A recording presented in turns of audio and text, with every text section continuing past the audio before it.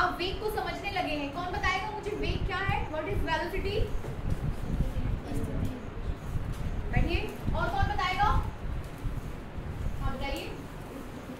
स्थिति में परिवर्तन की दर को वेग कहते हैं। ठीक है ना, समय के साथ स्थिति में परिवर्तन की दर को वेग कहते हैं। सबको आता है ये? Yes ma'am. ठीक है, अब हम बात करेंगे आपेक्षिक वेग की। आपेक्षिक समझते? तुलनात्मक। आपेक्षिक रिलेटिव वेलोसिटी की। हमारे रिस्पेक्ट में आपकी वेलोसिटी क्या है, हमारे रिस्पेक्ट में उनकी वेलोसिटी क्या है।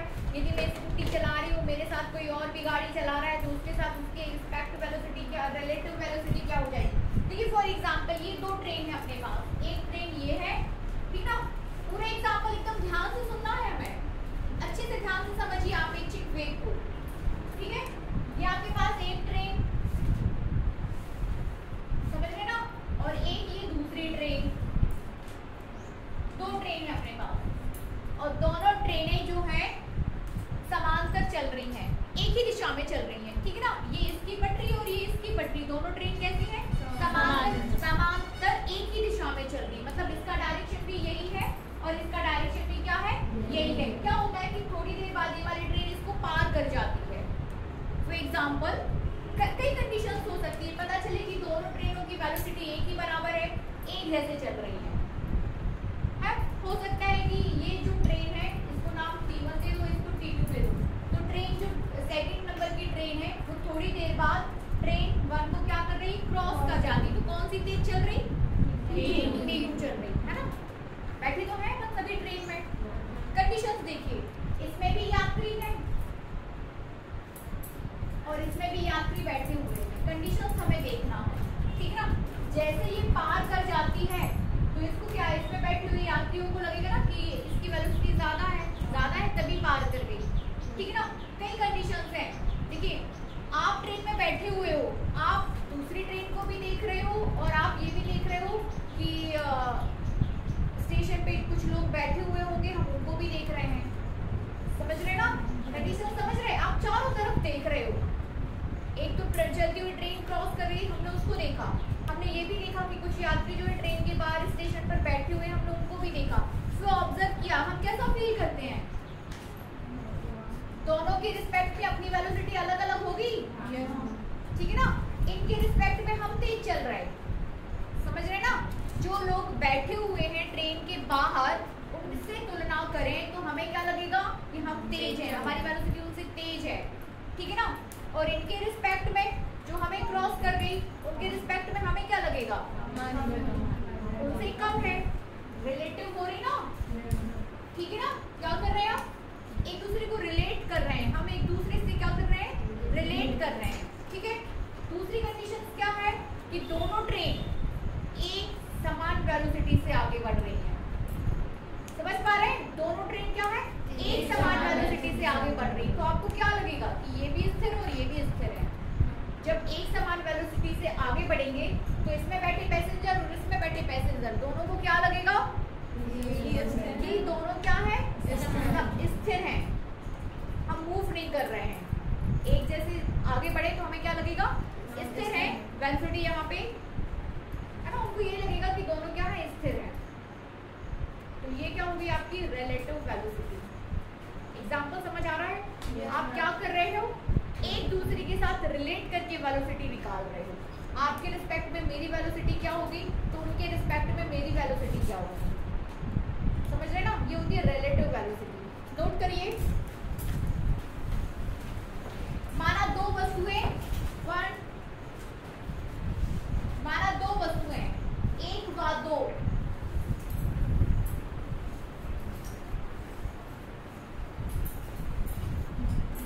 माना दो वस्तुएं एक व दो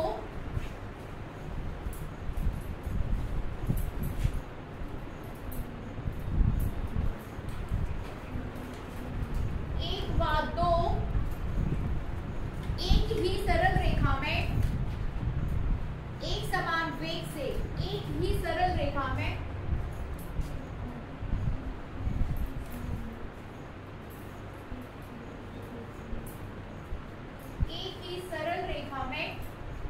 एक समान वेग से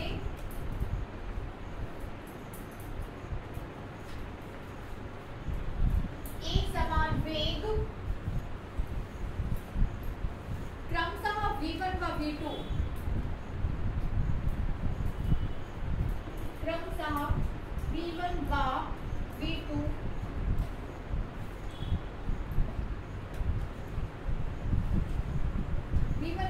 से गतिमान है, V1 व V2 से गतिमान है।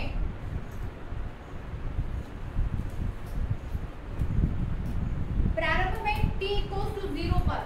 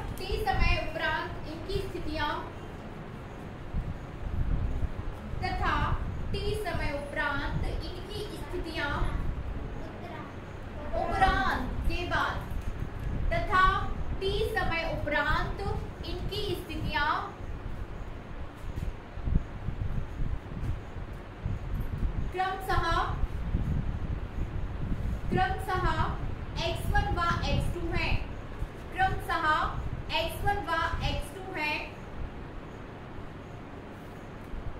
तो समयांतर t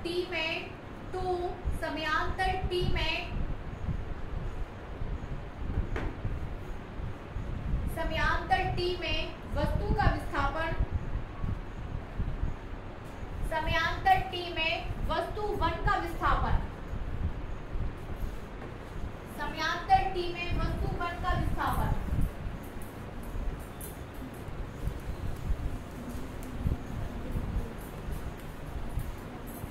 ध्यान से देखिए फिर से ब्लैक बोर्ड की तरफ, ठीक है ना। दो वस्तुएं, वस्तुएं कौन कौन सी? 1 व 2। वस्तु के जो नाम आपने दिए हैं वो कौन कौन से हैं? 1 व 2, ठीक है ना। t = 0 से चलना स्टार्ट कर रही है, ठीक है ना। दोनों ही वस्तुएं एक सरल रेखा में एक समान वेग से, ठीक है ना। यदि वस्तु 1 का वेग को आप v1 से डिनोट कर रहे हो तो वस्तु 2 के वेग को आप किससे डिनोट कर रहे हो? v2 से। इतनी बात क्लियर। जब t = 0 से चलना स्टार्ट कर रही है, t = 0 से, ठीक है ना। तो इनकी स्थितियां क्या है? एक की x1 0 और दूसरे की x2 0। ओके, x1 0 और दूसरे की x2 0। इतनी बात क्लियर। लेकिन t समय उपरांत जब आपके पास समय t हो जाता है, t = t, ठीक ना। एक बार t = 0 और दूसरी बार t = t, t समय के उपरांत इनकी स्थितियां क्या हो जा रही है? x1 और x2। इतनी बात सभी को क्लियर है? Yes ma'am. तो इनके बीच विस्थापन कितना हो जाएगा? ठीक है ना। वस्तु 1 का विस्थापन और वस्तु 2 का विस्थापन क्या? ये विराम स्थिति है। यहाँ पर मेरी स्थिति x0 है और दूसरी वस्तु की स्थिति, मैं इस वस्तु 1 हूँ, आप वस्तु 2 हो। मेरी स्थिति क्या हो जाएगी? x1 0 और दूसरी की क्या हो जाएगी? x2 0। इतनी बात क्लियर। जब वस्तु थोड़ा सा चलना प्रारंभ कर दे रही है, कुछ समय के उपरांत उनकी स्थितियों को हम कैसे डिनोट कर रहे हैं? x1 और x2 से, ठीक है ना। किससे डिनोट कर रहे हैं? x1 और x2 से। क्या दिक्कत हो गई? बनेगा। एक जो प्रारंभावस्था की स्थिति है वो x1 0 है, ठीक है ना। और t समय के उपरांत जो स्थितियां हैं वो क्या हो जा रही हैं? x1 और x2। क्या दिक्कत है? ठीक है ना। जब आप चलना प्रारंभ नहीं कर रहे हो तब की स्थिति क्या है? x1 और x2। लेकिन कुछ समय बाद जब आप किसी स्थान पर पहुंच गए हो तब आपकी स्थिति क्या हो जाएगी? x1 और x2, ठीक है ना। वस्तु 1 की स्थिति x1, वस्तु 2 की स्थिति x2। तो t समय पर जो विस्थापन उसने तय किया है वस्तु ने, ठीक है ना। तो वस्तु 1 का विस्थापन कितना हो जाएगा? वस्तु 1 का विस्थापन हमें निकालना है और वस्तु 2 का विस्थापन हमें निकालना है।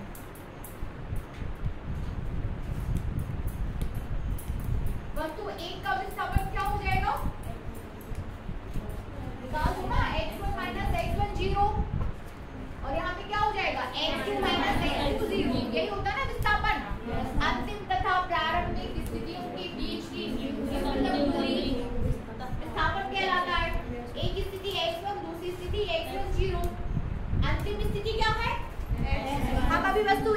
बात करेंगे, वस्तु एक की अंतिम स्थिति और वस्तु एक की प्रारंभिक स्थिति तो विस्थापन x1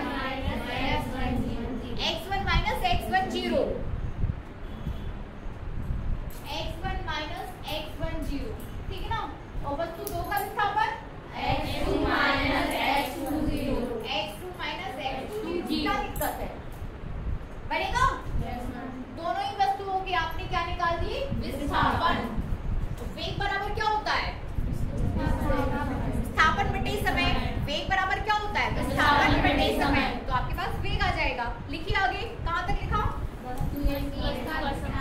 वस्तु एक का विस्थापन, लिखिए वस्तु एक का विस्थापन डेल x1 बराबर, वस्तु एक के विस्थापन को हम डेल x1 से डिनोट कर रहे हैं। So that is del x1 equals to लिख लिया, del x1 equals to x1 minus x1 0, x1 minus x1 0, ठीक है ना। तथा वस्तु दो का विस्थापन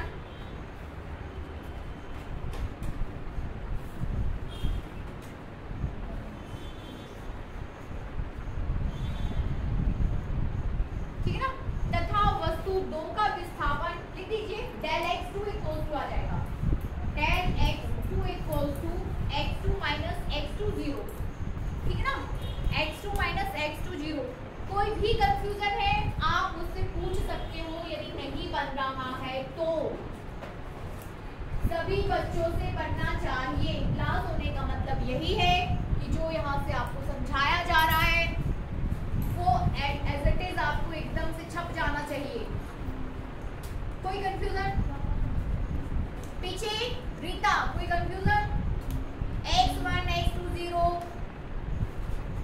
x2 0, x1 0, ये सारी पॉइंट्स क्लियर है आपको कि क्या x1 दिखा रहा है, क्या x2 दिखा रहा है। हम यहाँ पे डेल x1 क्यों ले लेते हैं, हम यहाँ पे डेल x2 क्यों ले लेते हैं। इतनी बातें क्लियर हो रही हैं? एक बार ये डेल x1 और डेल x1 दो चीजों में अंतर को रिप्रेजेंट करता है, ठीक है ना। जहाँ पे लिखा है dt, देखिए यहाँ देखो t मतलब समय, t मतलब क्या, समय। तो डेल t क्या हो जाता है, समयांतर, मतलब दो वस्तुओं दो पॉइंट्स के बीच समय में अंतर। डेल t क्या दिखाएगा आपको, समयांतर, समय में अंतर। तो आप इसको t2 माइनस t1 दो पॉइंट्स के बीच अंतर को डिनोट करता है, ठीक ना। इसके बीच अंतर को रिप्रेजेंट करता है, अंतर को रिप्रेजेंट करता है। डेल x dx क्या रिप्रेजेंट करता है, अंतर। दो चीजों में अंतर हो रहा है, यदि समय है तो समयांतर, यदि स्थिति है तो स्थिति में अंतर, ठीक है ना। यहाँ देखिए माही, x क्या रिप्रेजेंट करता है, स्थिति। x क्या रिप्रेजेंट करता है, स्थिति। लेकिन यदि मैं डेल x लिख दूं तो ये स्थिति में अंतर को रिप्रेजेंट करेगा। किसको रिप्रेजेंट करेगा, स्थिति में अंतर को। और स्थिति में अंतर मतलब विस्थापन, ठीक है ना। स्थिति में अंतर मतलब विस्थापन। तो डेल x किसको रिप्रेजेंट करेगा, विस्थापन को। समझ में आ रहा है, डेल x किसको रिप्रेजेंट करेगा, विस्थापन। अभी बनेगा, अब कोई दिक्कत तो नहीं होगी। यदि मैं डेल f लिख दूं, f क्या रिप्रेजेंट करेगा, बल। लेकिन डेल f क्या रिप्रेजेंट करेगा, मतलब यहाँ पर f2 माइनस f1 लिखा हुआ है, बल में अंतर। हम किन्हीं दो पॉइंट्स में बल में अंतर को लिख रहे हैं, समझ रहे हैं ना, ठीक है ना। m मास को रिप्रेजेंट करेगा, m क्या रिप्रेजेंट करेगा, मास को, है ना। लेकिन यदि मैं डेल m लिख दूं तो मास में अंतर, कहीं ना कहीं ये मास में अंतर को रिप्रेजेंट करेगा। बनेगा? Yes ma'am. सभी को? Yes ma'am. सभी से? कोई कंफ्यूजन? यहाँ तक सब क्लियर है? Yes ma'am. आपने स्थितियों में अंतर ले लिया, क्योंकि आपको आपेक्षिक वेग, हमें वेग तक पहुंचना है। वेग बराबर होता है विस्थापन बटे समय। तो आपने क्या निकाल लिया, दोनों ही स्थितियों में दोनों ही वस्तुओं का, वस्तु एक का भी विस्थापन और वस्तु दो का भी विस्थापन, ठीक है ना। अब आगे लिखिए, वस्तु दो का वस्तु एक के सापेक्ष वस्तु 2 का वस्तु 1 के सापेक्ष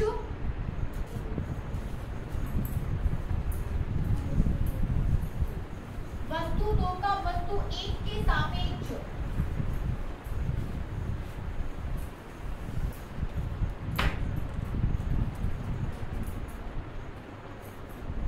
वस्तु 2 का वस्तु 1 के सापेक्ष आपेक्षिक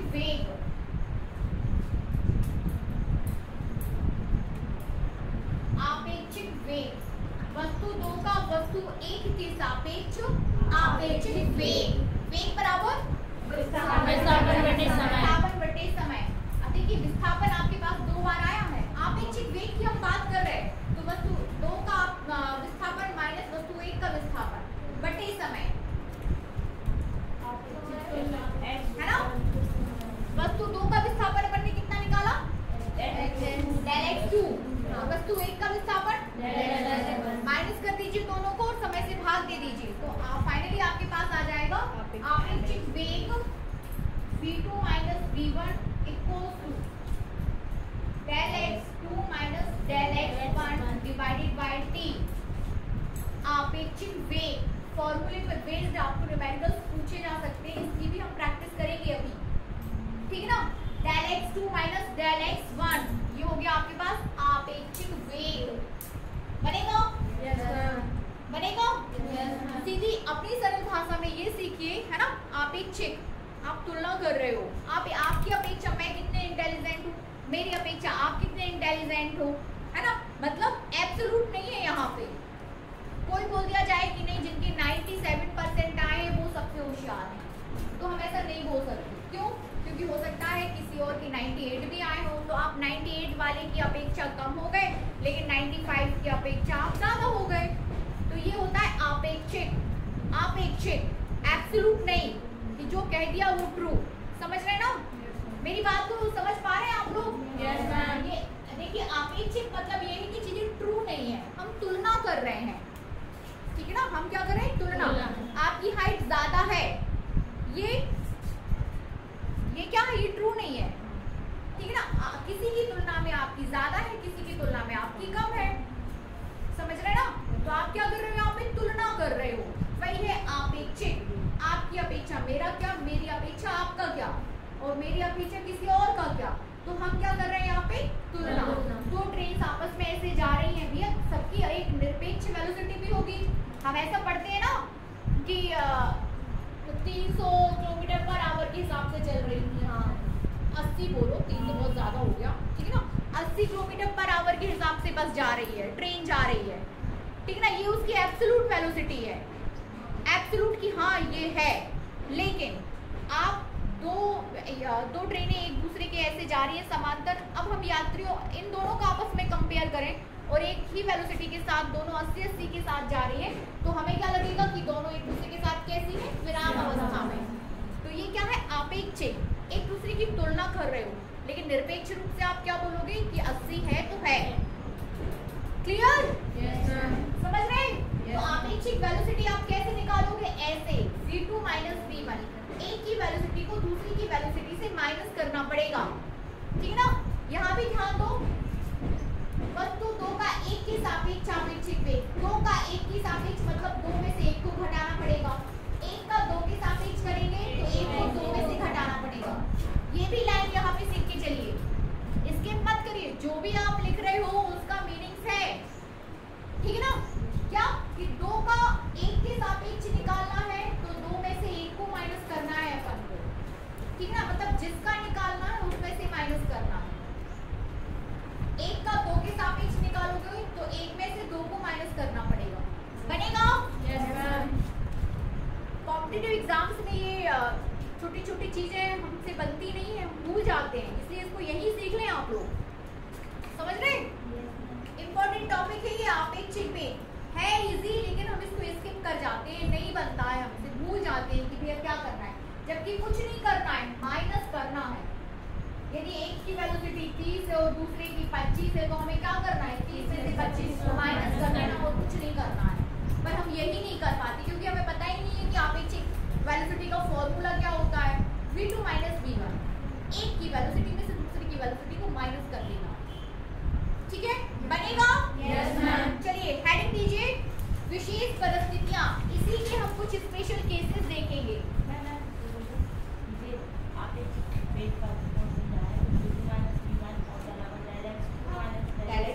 डिवाइडेड बाय t, यदि डायरेक्ट आपको वेलोसिटी दी है तो डायरेक्ट निकाल दो, यदि विस्थापन वगैरह दिया है तो फिर विस्थापन से निकालो, विस्थापन फिर समय दिया होगा तो उससे आप निकालोगे, यदि डायरेक्ट वेलोसिटी दी है तो डायरेक्ट माइनस करके उसको सॉल्व कर दो। बताइए यदि वेलोसिटी दी हुई है तो, ठीक ना। इसी के अब हम देखेंगे स्पेशल केसेस, क्या हो जाएंगे स्पेशल केसेस? ये साफ कर दो। क्या मन नहीं लग रहा है आप लोगों का पढ़ने की, मजा नहीं आ रहा कि क्या समझ नहीं आ रहा? सब ठीक है? सब ठीक है? Yes ma'am.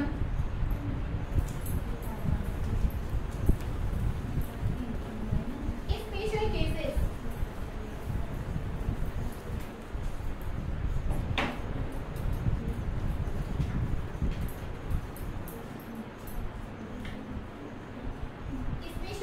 ठीक है। पहली कंडीशन देखिए, कंडीशन हम खुद भी बना सकते हैं। फॉर एग्जांपल हमें नहीं पता, ठीक ना, आपने फॉर्मूला निकाला v2 minus v1, v2 velocity दो के वेग को, वस्तु दो के वेग को दिखा रहा है और v1 वस्तु एक के वेग को। कंडीशंस क्या हो सकती है? कंडीशन हो सकती है कि v2 is greater than v1, ठीक ना, हो सकती है। कंडीशन क्या हो सकती है कि v1 is greater than v2, condition हो सकती है। और एक कंडीशन क्या हो सकती है कि v1 is equal to v2। ये कंडीशंस हैं कि पहली वस्तु का वेग ज्यादा, पहली वस्तु का वेग दूसरी वस्तु के वेग से ज्यादा है, पहली वस्तु का वेग दूसरी वस्तु के वेग से कम है, दोनों वस्तुओं के वेग आपस में बराबर हैं, ये कंडीशंस हैं, ठीक ना। तो हम इन कंडीशंस पे बात करेंगे कि तब रिलेटिव वेलोसिटी क्या होगी, है ना। Is that clear? Yes ma'am. Conditions पे हमें काम करना है। लिखिए फर्स्ट कंडीशन, लिखिए यदि दोनों वस्तुएं एक ही दिशा में, इसको फर्स्ट बोला जा रहा है, ये वाली जो मैंने यहाँ लिए इसको फर्स्ट बोला जा रहा है। लिखिए यदि दोनों वस्तुएं एक ही दिशा में समान वेग से गतिमान हैं, यदि दोनों वस्तुएं एक ही दिशा में समान वेग से गतिमान हैं, अर्थात v1 equals to v2, अर्थात v1 equals to v2, then तो v1 minus v2 equals to क्या हो जाएगा? v1 minus v2 equals to x1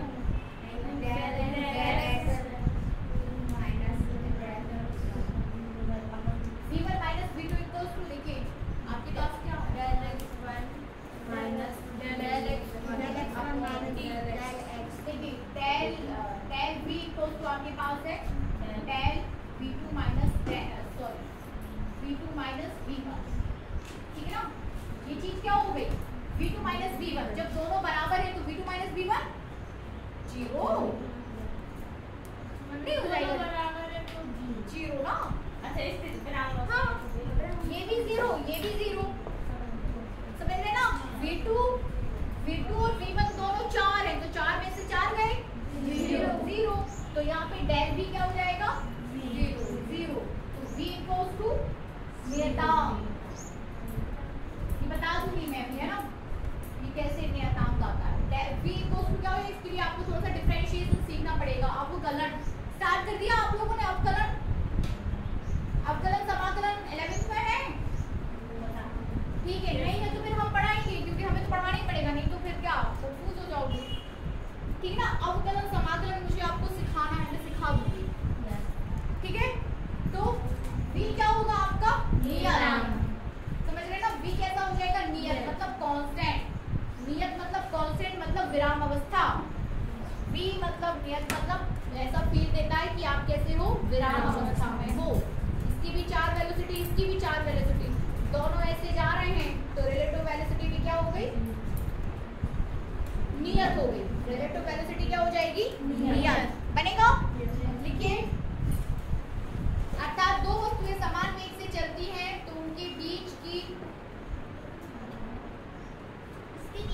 सब कुछ लिख के हाँ पूरा लिखने के बाद ये v के रिस्पेक्ट में आपने लिख दिया, सेम टू सेम आप इसके लिए भी कर सकते हो। अर्थात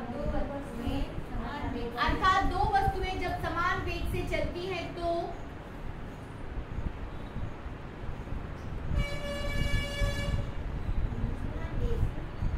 समान वेग से चलती हैं तो उनके बीच की स्थिति नियत रहती है। स्थिति कैसे हो जाएगी? नियत। ठीक है ना, नियत हो रही ना, दिखाई दे रहा है आपको, देखो ऐसे बढ़ रही, तो ये बीच की जो दूरी है वो बदल ही नहीं रही है ना। जो गैप एक समान वेग से चल रहे हैं तो इनके बीच का जो गैप है वो कैसा रहना है? नियत रहेगा ना, बदलता ही नहीं है। कैसा रहेगा? नियत। ठीक है ना। ग्राफ प्लॉट करिए इसके लिए।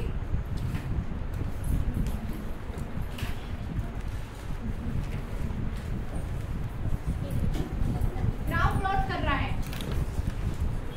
समय और स्थिति के बीच। यहाँ पे आ जाएगा आपका समय, यहाँ आ जाएगा आपकी स्थिति बना लेना है ना, सही लिखा मैंने स्थिति। ठीक है ना, ये ऐसे जाएगा ग्राफ,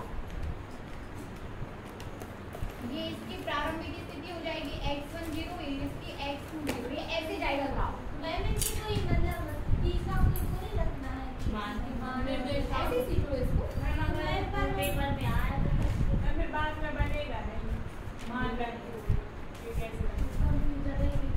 बना लो, ऐसे ही रहेगा इसको। ठीक है ना, इसमें कोई बहुत बड़ी बात नहीं है। इसीलिए ये दोनों के बीच का गैप अपन को चेंज नहीं करना है। ठीक है ना, दोनों के बीच का जो है गैप चेंज नहीं करना है। दोनों के बीच जो अंतर है वो कैसा रहेगा? बराबर। यहाँ पे भी वही अंतर, यहाँ पे भी वही अंतर, इनके बीच यहाँ 4 का अंतर है तो यहाँ भी 4 का, यहाँ भी 4, यहाँ भी 4। ठीक है ना, बना लीजिए और फटाफट आगे बढ़िए। कंडीशन सेकंड डालिए।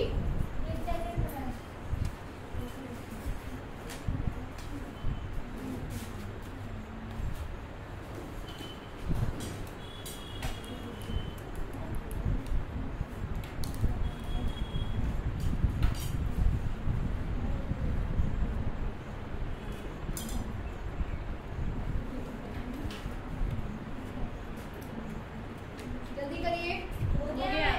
हो गया। सेकंड कंडीशन डालिए।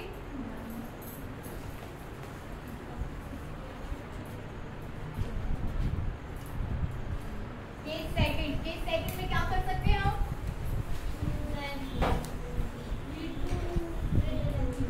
है ना, लिखिए। हाँ लिखिए, यदि वस्तु का वेग, यदि दूसरी वस्तु का वेग,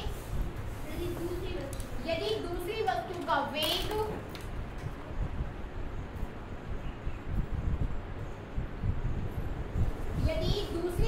का वेग पहली वस्तु की अपेक्षा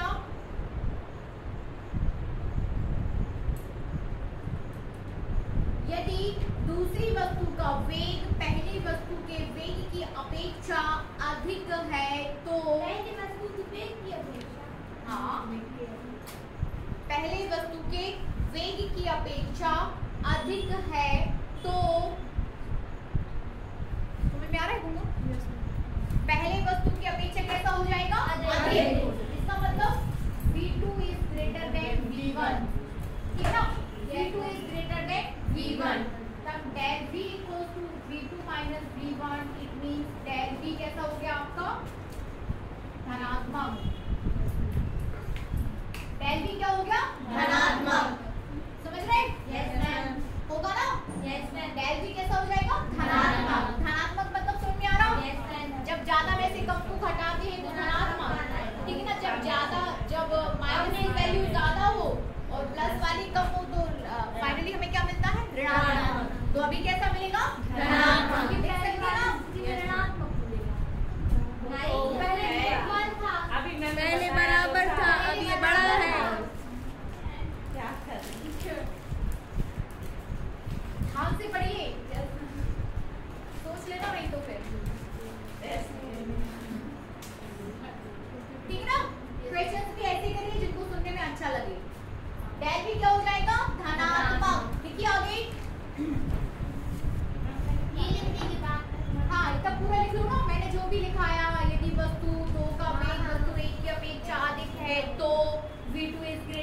v1 तब del v equals to v2 minus v1 del v equals to कितना हो जाएगा धनात्मक